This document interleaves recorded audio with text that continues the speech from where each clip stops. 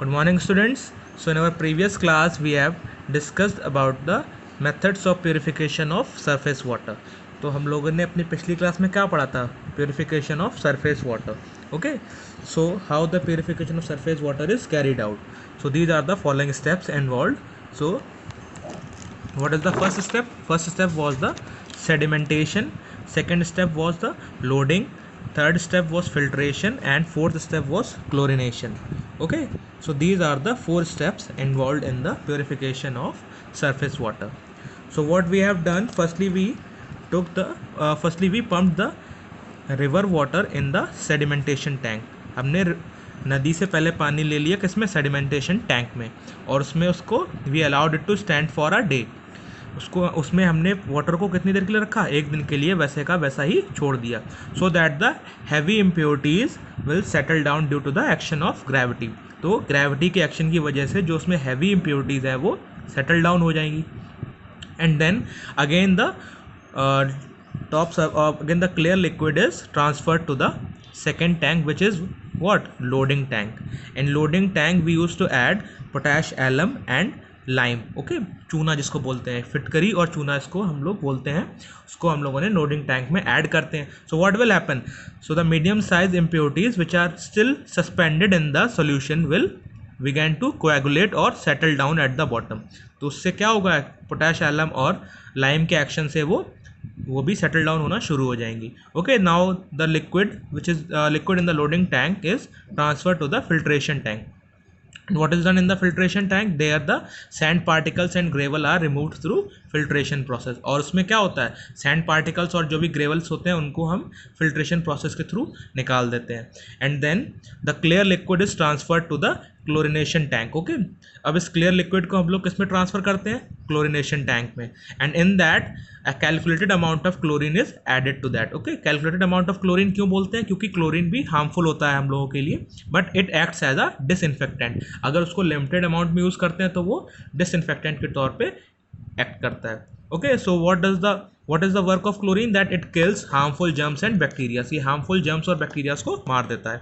So it makes the drinking water fit for drinking. So these are the four steps involved in the purification of surface water. Okay, so let us quickly read out the steps. So first one was sedimentation. The river water is pumped into the sedimentation tank. Water is allowed to stand for a day.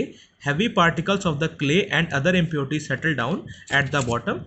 Okay, तो क्या होता है कि उसमें एक दिन के लिए सेडिमेंटेशन टैंक में पानी को हम लोग छोड़ देते हैं, तो जो भी हैवी साइज इम्प्योरिटीज़ होती हैं वो सेटल डाउन हो जाती हैं. Second one is what? Loading. In next chamber water is treated with alum and lime to get further settling of impurities. तो जो मीडियम साइज इम्प्योरिटी जो कि अभी भी सस्पेंडेड रह गई हैं उनको सेटलिंग के लिए लोडिंग टैंक में छोड़ देते हैं. After that filtration. तो इसमें क्या होता है? जो सैंड पार्टिकल्स और ग्रेवल्स जो रह जाते हैं लोडिंग टैंक के बाद भी, उनको हम फिल्ट्रेशन प्रोसेस से रिमूव कर देते हैं. And fourth point is what? Chlorination. तो उस क्लियर वाटर को हम क्लोरीन के साथ ट्रीट करते हैं ताकि उसमें जो भी जर्म्स और बैक्टीरियाज हैं वो डिस्ट्रॉय हो जाए. Okay, so that is what we have studied in our previous class, and now today we are going to study about the changes that are occurring in our world. Okay, so today we are going to study about the changes around us. तो इनको study करने के बाद we have classified them into two types. Okay, so types of changes.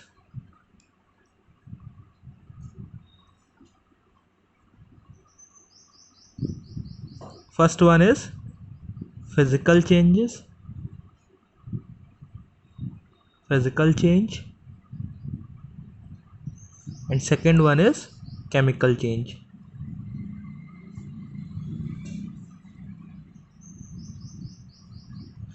So the changes which are happening around in our environment are classified into two types.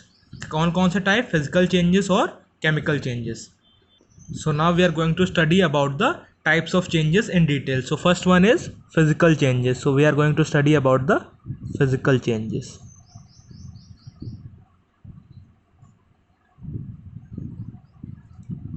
So let us quickly read out the properties of physical changes. So what are the properties? It is a change in which no new substance is formed. Okay, तो ये कैसा change होता है कि इसमें कोई भी new substance form नहीं होता है. So our first point is that in physical change, it is a change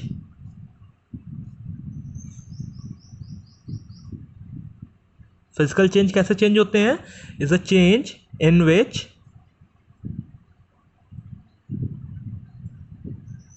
no new substance is formed.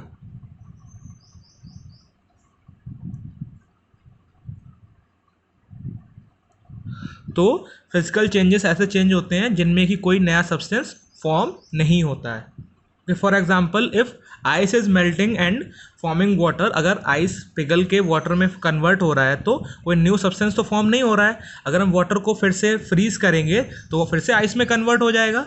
So this is what the physical change is all about. Okay, तो अगर हम water को freeze करते हैं तो क्या होता है, वो आइस में कन्वर्ट हो जाता है, और आइस को जब मेल्ट करते हैं तो फिर से वाटर में कन्वर्ट हो जाता है। So what is it mean, that ये अपनी स्टेट तो चेंज करता है, that it is converting its state, but उसकी प्रॉपर्टीज में कोई फर्क पड़ रहा है, there is nothing changeable in its property. Okay, there is no change in its property. Water की प्रॉपर्टी में कोई चेंज हो रहा है नहीं, वो सिर्फ अपनी स्टेट को चेंज कर रहा है। Okay, from one state to another, from liquid state to solid state. तो वाटर किस में कन्वर्ट होता है, अगर वो आइस में कन्वर्ट हो रहा है तो लिक्विड से सॉलिड स्टेट में कन्वर्ट हो रहा है। अगर आइस मेल्ट होकर वाटर में कन्वर्ट हो रहा है तो what is happening, from solid to liquid change हो रहा है। ओके, तो it is only the transformation of और transfer of change of state. Okay, nothing else. उसका कोई वाटर का कॉम्पोजिशन तो चेंज नहीं हो रहा है, उसकी केमिकल प्रॉपर्टीज नहीं बदल रही है। So what is this, it is a type of physical change only. इसमें क्या होता है, कोई नया सब्सटेंस नहीं बनता है, ओनली स्टेट चेंज हो रही है। Okay, so this is the example. what is the example, that ice melts to give us what, water, and water freezes to give us what, ice. okay, तो ये interconvertible stages होती हैं। Okay, ये एक दूसरे में कन्वर्ट हो जाते हैं, तो ये स्टेट में सिर्फ चेंज हो रहा है, ना कि उसके कॉम्पोजिशन में कोई चेंज होता है। Okay, now our second property is that mass does not change। okay,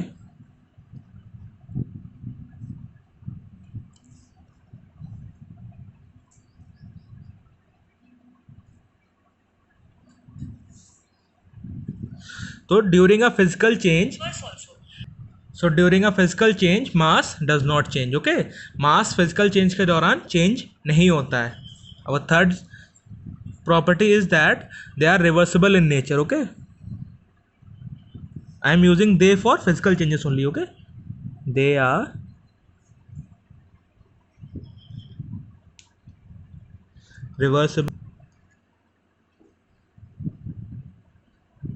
reversible in nature. तो ये नेचर में कैसे होते हैं, ये रिवर्सिबल होते हैं। ओके, अभी मैंने पहला एग्जांपल लिया था ना आइस और वाटर का, तो ये क्या होते हैं कि अगर आइस को हम लोग मेल्ट करेंगे तो वाटर में कन्वर्ट हो जाता है, एंड वाटर को फ्रीज करेंगे तो अगेन वो आइस में कन्वर्ट हो जाता है। तो ये क्या होते हैं, एक दूसरे में इंटर कन्वर्टेबल होते हैं और रिवर्सिबल होते हैं। Okay, that is interconvertible state of matter.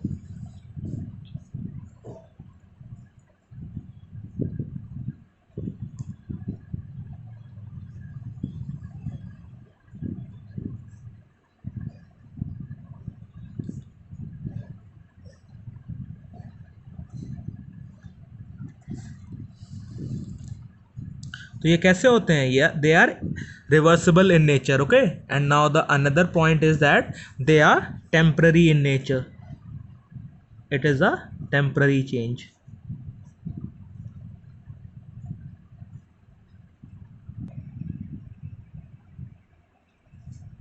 सो ये नेचर में कैसे होते हैं, दे आर टेम्पररी। ओके, जैसे अभी आइस को हमने वाटर में कन्वर्ट किया, अगेन हम वाटर को आइस में कन्वर्ट कर सकते हैं। So it is a temporary change. So now let us write it down the examples. Okay, so first example is what, melting of ice,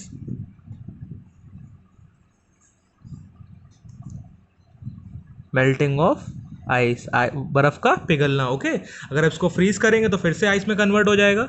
okay, and the second one is, और second example is sublimation of camphor.